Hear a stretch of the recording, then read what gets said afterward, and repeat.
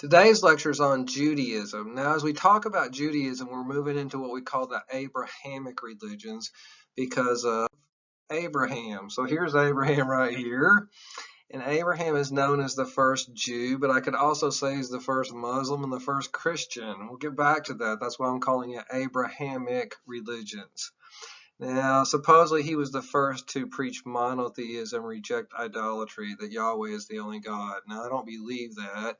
Not the Yahweh thing, but I think there was a lot of monotheistic religions before the Jewish religion. Okay, and the other thing, the reason I have this picture is because God said, look up in the sky and you see the stars, that your offspring or progeny will be as numerous as the stars are. And that prediction was kind of held true. Now, Abraham's father, Terah, actually was called to leave Ur, their hometown, and Abraham continued this journey about 2,000 years before Christ. So here's Ur right over here, and it's right by the Persian Gulf. And so he made this journey to Canaan, but Canaan is where modern-day Israel is. We'll get back to that as well. Now, here's his little journey. I have another little picture. He's leaving Ur. He goes all the way over here, and then he comes back. And if I can get that drawing off of here, I don't know if you remember on the first day of class, I showed this picture because the Pope went to Ur and met with the Muslims and other people. And this is the birthplace of not only the Jewish religion, but also Christian and Muslim religions. Okay, so if I look at the lineage, I'm not going to ask you this for the test, but here's Abraham up here, and he has several wives or several, partners, and so Sarah is his main wife.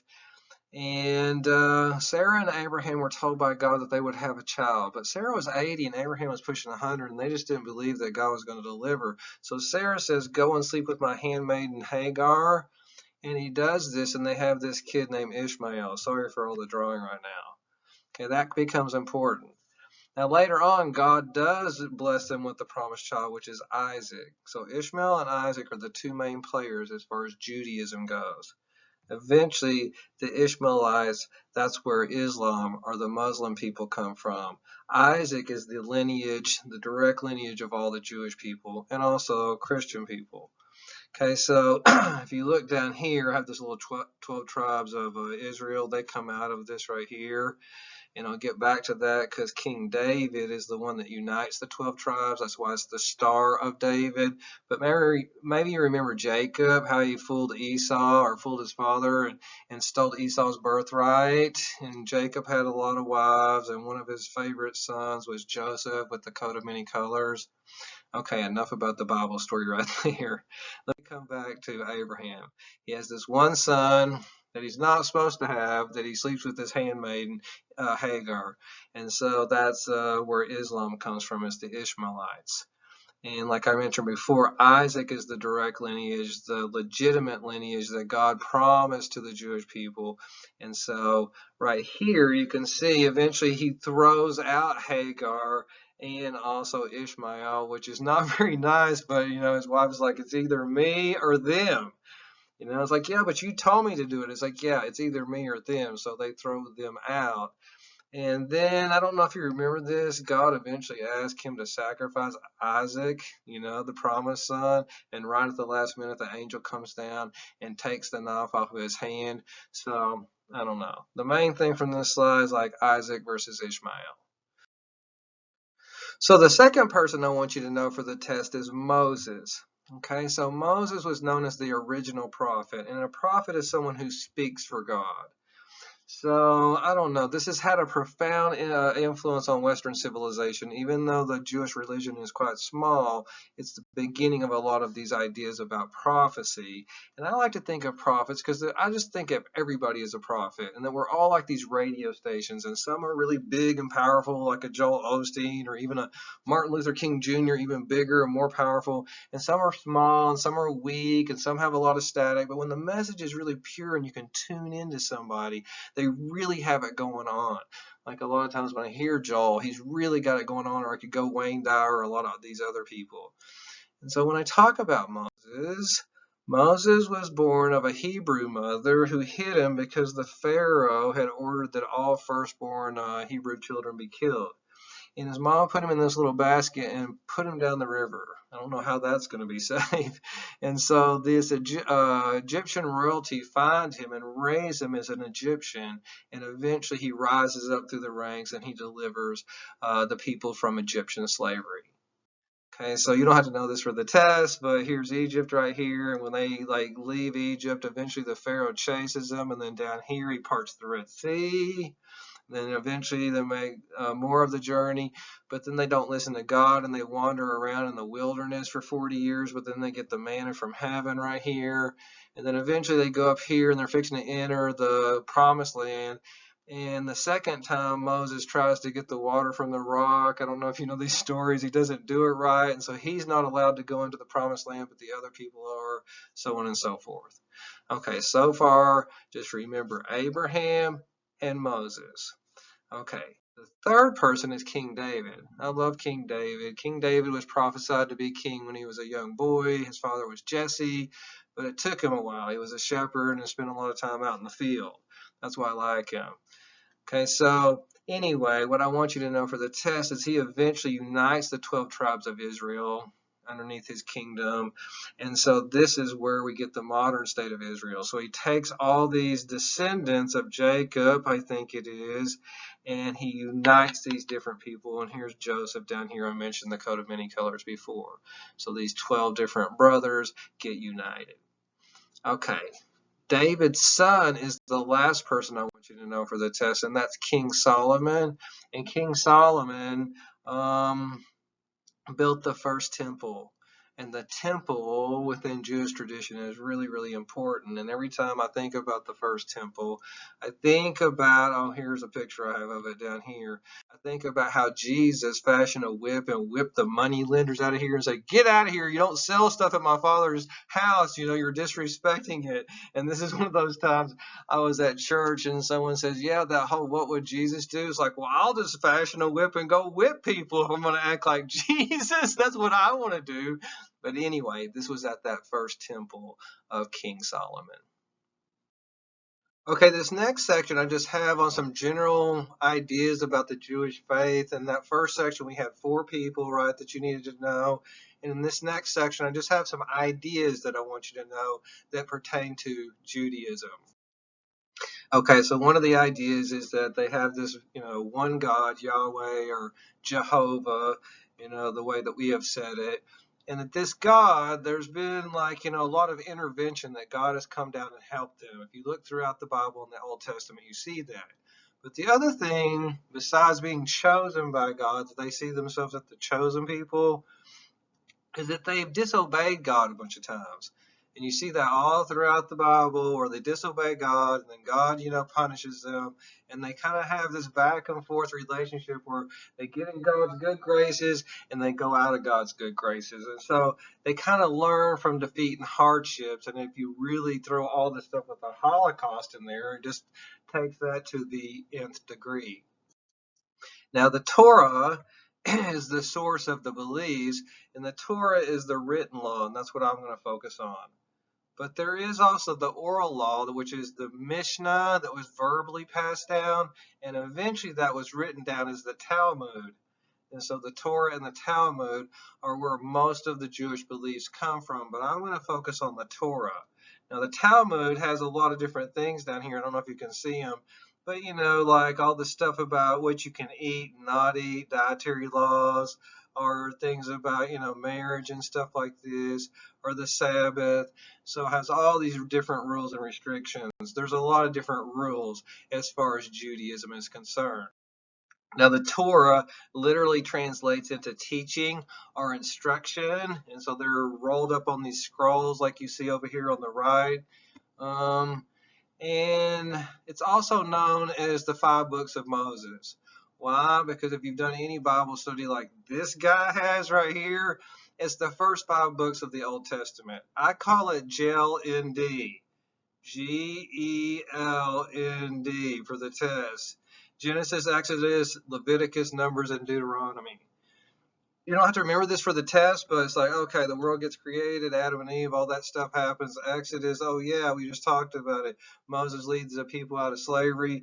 while they're wandering around Leviticus, there are all these rules and regulations that we will get into, which make up the Jewish faith, that try to preserve the tradition, numbers. Oh, we count how many of us there are because there's not a lot of us wandering around out here in the desert. And then eventually, oh yeah, he doesn't take the water out of the rock, right?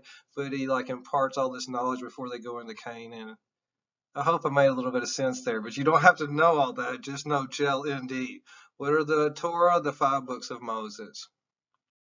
Okay, so these 5 books, especially Leviticus, contain these 613 things they call mitzvot, which are rules or laws that govern Jewish behavior, and each individual mitzvot is called a mitzvah.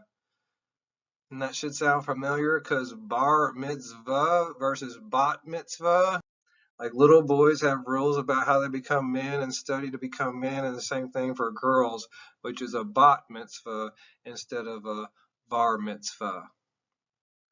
Now, just for kicks, I went and like found the 613 mitzvot, and I have a file that has all 613. I'm not going to show them all to you, but they start off pretty, it's simple. Don't profane his name, don't destroy objects associated with God, don't embarrass others, blah, blah, blah. Okay, that sounds like good rules. But then this is why I'm against Leviticus. Eventually, it's like, well, when you purchase a Hebrew slave, purchase it in accordance with the prescribed laws. I guess I can have Hebrew slaves. It's like eventually it's like, redeem Jewish maidservants. The master knows not sell his maidservant. It's like Canaanite slaves must work forever unless injured in one of their, what is all this weirdness? And then it goes on to say you can't eat grapes or raisins or grape skins or non-kosher maggots. It's just really, really weird. Or, don't eat a limb torn off of a living creature. So I don't know. That's where a lot of that might have had, relevance back in the time, or a lot of it was just superstitious behavior. Okay, I'm almost done for the day. I just wanted to say a few things about Israel because eventually Abraham led his family to Canaan, right? They all ended up in Canaan, and David united the 12 tribes, and that's what became Israel. But Israel has a turbulent past, and especially because of the way the Jewish people have been treated.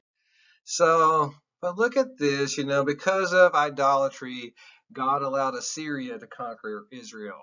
So they were in slavery again or under, another empire. And then later on, the Babylonian Empire conquered Israel. So once again, there the temple got destroyed. And so they were never able to hold on to this land for a while. And so 70 years after this invasion, they build the second temple. You don't have to remember this part. But, after they build the second temple, I think that eventually the Romans in 70 AD come and destroy the second temple. And after 70 AD, the rights shifted from the temple to the teachers or the rabbis. This is why I love Jesus, because Mary, I think, calls him my Rabboni, my teacher, rabbi. Jesus was a teacher. I love it. He was also a carpenter, but he was a teacher. Okay, and so anyway, from 70 AD all the way into 1948, which is the end of World War II, the Jewish people had no nation. And think about World War II, and think about Auschwitz and the whole, Nazi Germany and the attempted extermination of the Jewish people. Well, when we came out of World War II in 1948 right here, everybody's like, well, this isn't cool. These people need to have their own nation. Where should we put them? We'll put them where they were in the Bible. Yeah, but there's already people living there, and those people are called Palestinians. And so that's why there's such a whatever cluster, going on over here, is because now in 1940s or 50s, whatever, you put all these people back in, but you displace the Palestinians, and so the Israelis and the Palestinians are always at each other's throats based on this turf war. Okay, so one difference between the Jewish people and the Christian people is Jewish people are still waiting on the Savior, the Messiah. Now, I could get into the psychology of this whole idea of the Savior, but just think about it. The Jewish people have been enslaved a bunch of different times, conquered a bunch of different times. Psychologically, wouldn't you want a Savior figure? You know what I mean? So if you're an atheist, maybe you know this whole idea of the Savior is just something that people manufactured as false hope. But anyway, as I go into Christianity, I'll talk about the Messiah or the Savior and how Christians differ from Jewish people. Now, I have two other little things I think on here. One is just the Jewish holidays. This is just for my own edification. It's like Rosh Hashanah, the New Year, Yom Kippur, Day of Atonement. Hanukkah, most people know, but Purim or Pesach or like all these other ones, I'm probably not saying it right, but Passover and Sephira, the counting of the Omer. Okay, so there's probably other ones that are on there, but I'm always just trying to learn about different facets of Judaism. The last thing that I was going to show comes from the Kabbalah, the old tradition, kind of pre-Judaism. And so they have this idea that I want to bring back in later. I'm not going to ask you about it, but they say man has three different spirits or parts. And one of his spirits is the nefesh, which is the animal part of your soul, like you're an animal, bodily cravings. And so that's down here. You're rooted to the ground. And another one is the ruach. I hope I'm saying this right. Is the spirit, and it's kind of like your everyday ability to distinguish between good and evil. And so that's in the middle. That's kind of where we live at planet Earth. And then this other part of your spirit is the super soul. And so that's the awareness of God. So I really like this because these three parts, eventually when I get into Sigmund Freud and other people, parallel the three parts that they surmise. Okay, I hope I made sense today. Next time we're going to get into talking about Christianity.